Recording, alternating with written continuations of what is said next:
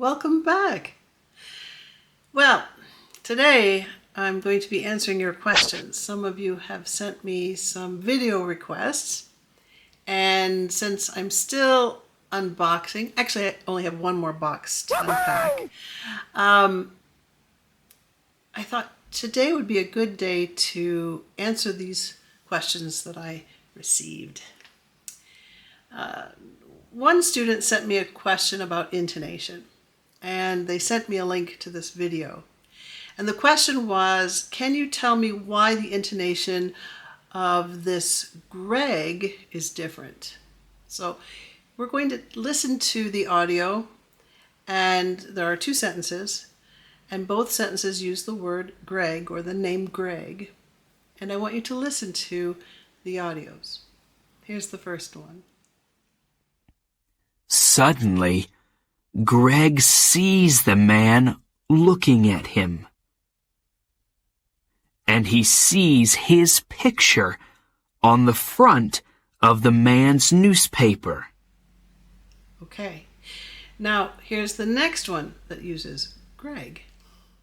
Suddenly, Greg sees Cassie come out of the hotel. Oof. Do you see what I mean?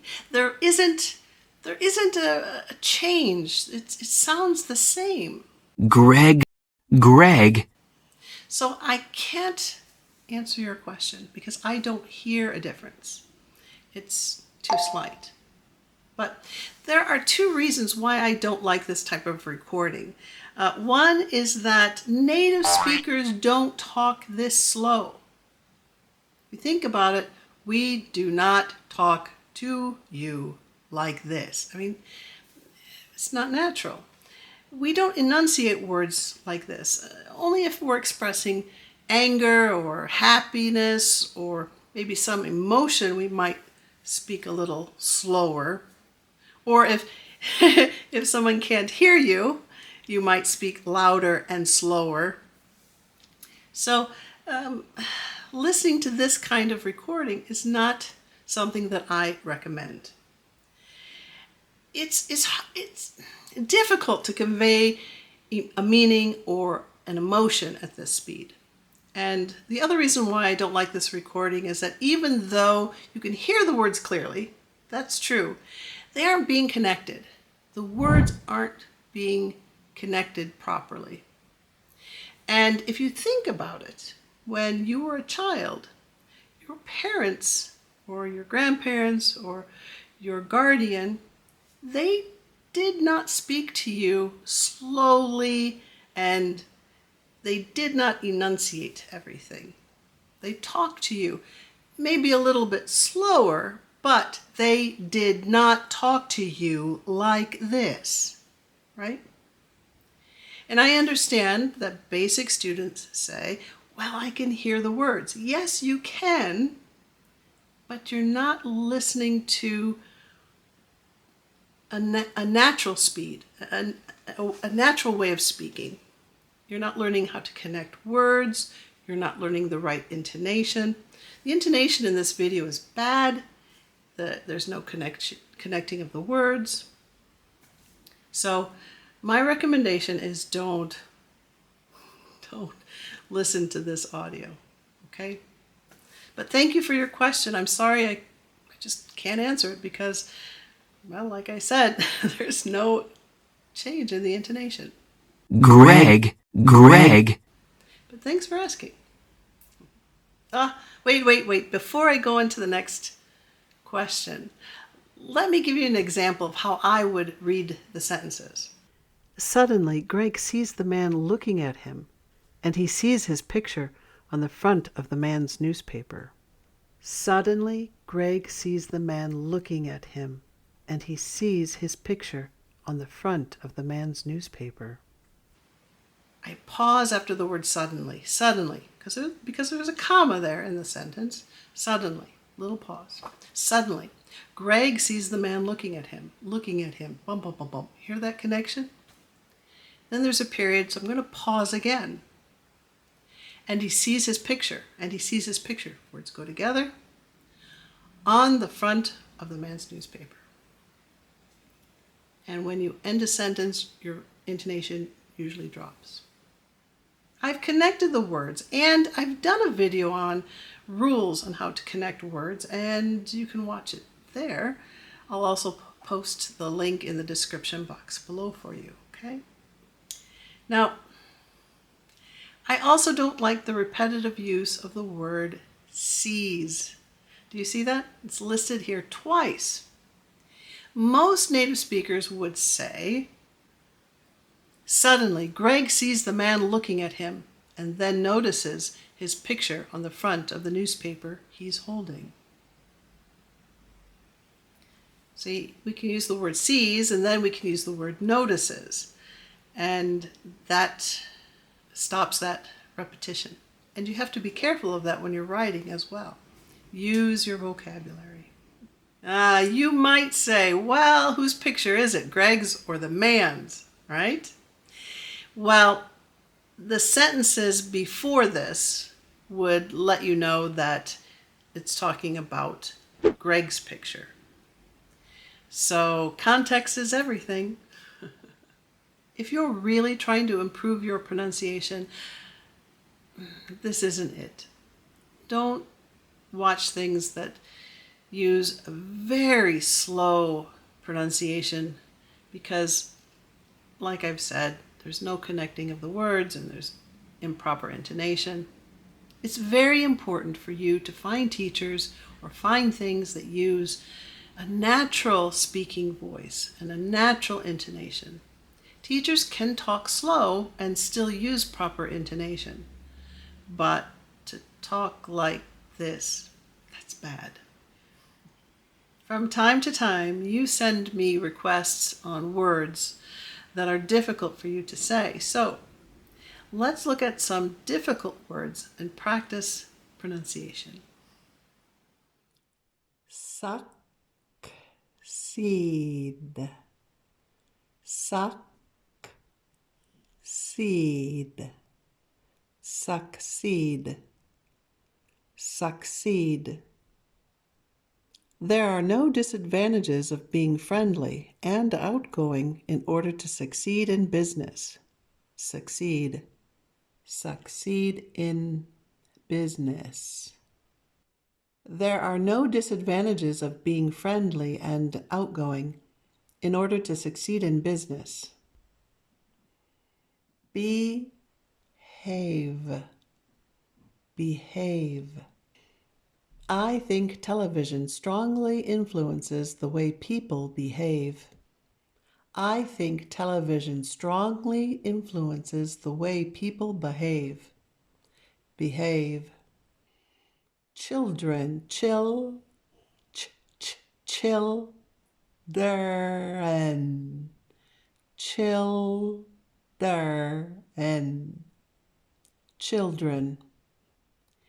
Each of these can have a negative impact on children. Each of these can have a negative impact on children. Characteristics.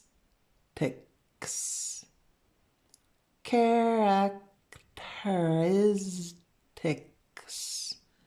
Characteristics. Characteristics is ticks. Characteristics. It inspires people to emulate and desire to act out negative characteristics. It inspires people to emulate and desire to act out negative characteristics. Characteristics. Adopt, adapt.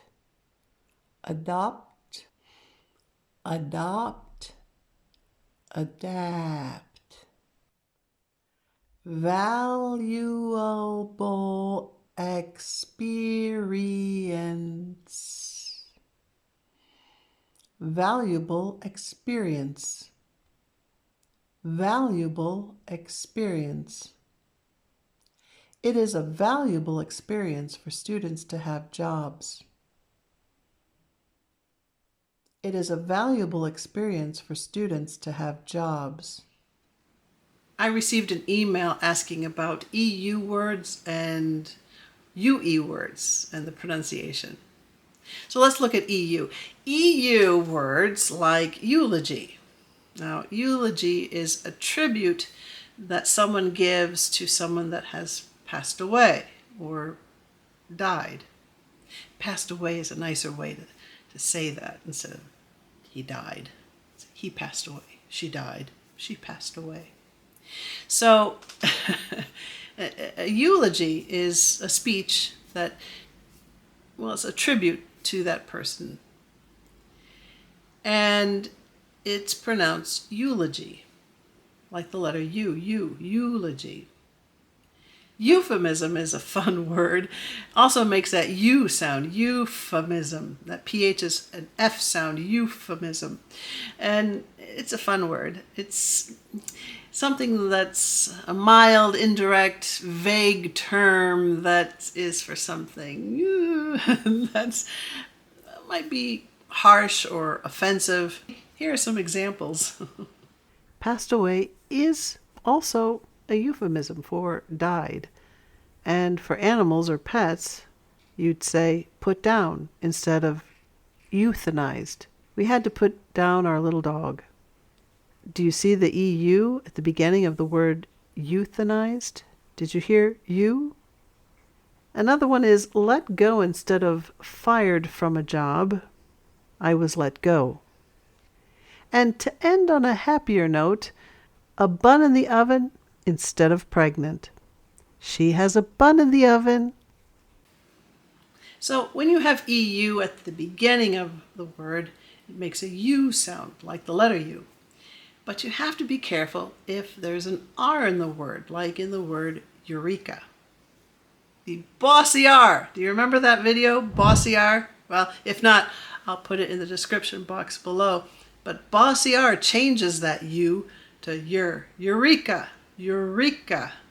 That R is a lot stronger, and U turns into your. Eureka, Eureka. Eureka! That's an exclamation that you say when you've solved a problem or discovered something. And you might say, Eureka, I solved it. 2 plus 2 is 4, Eureka! That's a bad example.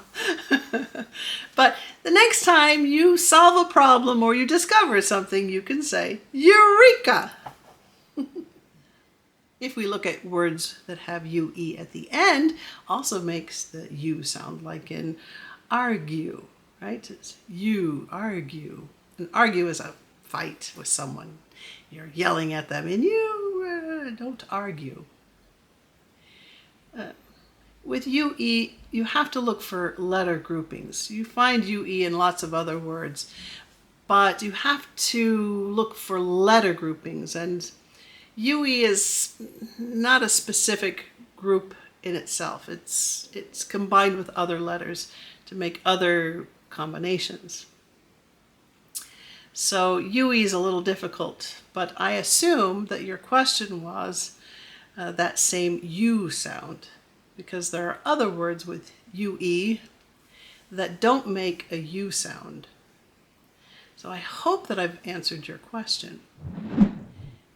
The best way to learn letter combinations is by reading. And I've said this before, I post stories every Friday, and they're short stories. Sometimes I post a poem, and I'm trying to post things that will help you. I'm limited in things that I post because I can't use certain things because of copyright. So the stories that are posted, they're maybe Old English, but the language is still there. The connecting of the words are still there. The intonation is still there. There might be a few words that we don't use today, and you recognize those right away. But the stories are good. The poems are good. And especially if you're an advanced student, the poems that I post, that challenges you to find the meaning of the poems. Okay, so I've had to change over to my phone because my camera ran out of battery. In fact, it said battery exhausted. In other words, you're talking too much. So I guess the point I was trying to make is that you should be reading things in English. You should be listening to audiobooks that have native speakers, well, even non-native speakers that use proper intonation and connect words properly. You want to, well, focus on intonation, where the words are connected, grammar, and look for words that, well, that use the same letter groupings and the sounds they make. Now, in these videos here, blends, digraphs, trigraphs, and more, that's exactly what I do with letter groupings. And I've posted other videos in the description box below that'll help you with connecting words. Okay, my students, that's it for today. I hope that you'll come back, next Monday, because, well, you'll meet Barbara. And I've known Barbara for a while. We met in Prague, so you're going to want to come see that. So I hope you'll join me next Monday, 3 p.m. Central European Time, and I'll be talking with her. She's a great teacher and a great person. You're not going to want to miss it. All right, my students. Until next time, please keep practicing.